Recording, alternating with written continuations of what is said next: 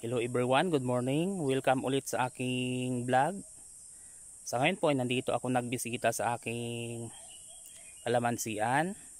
At ang farm ko na ito ay malayo sa bahay. Kailangan mo maglakad ng 25 to 30 minutes para makarating dito.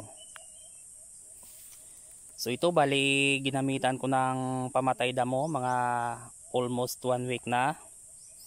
Pero salamat pa rin sa Panginoon dahil kahit dumaan yung matinding El Nino ay nakasurvive pa rin yung mga bunga.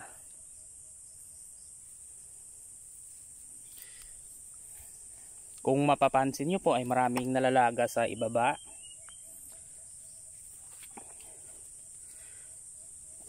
Dito po sa bandang itaas ay napakarami ring bunga. At kung makikita niyo po ay mayroong maliliit na bunga.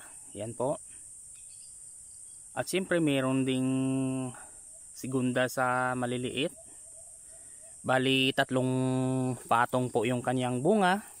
Kaya tuloy-tuloy lang yung pag harvest, pag maalagaan ng maigi. Ito yung i-harvest ko ngayon para ibenta bukas. Para kahit paano ay mayroong pambili ng pangangailangan.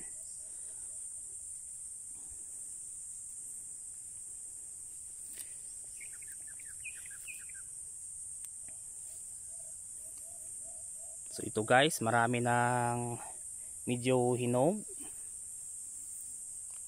At ang kinis ng mga bunga.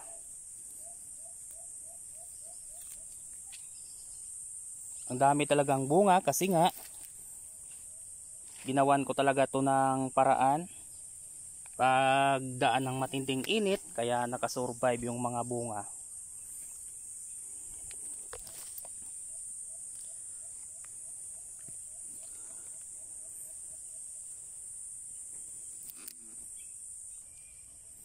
At kung makikita nyo po ay mayroon namang panibagong bulaklak.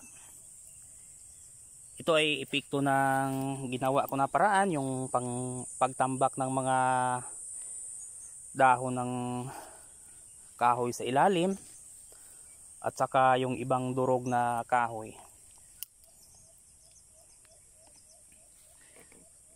At dahil patay na yung damo ay pwede ko na ulit ito ma-sprayhan ng fertilizer para magkaroon po ng panibagong bulaklak.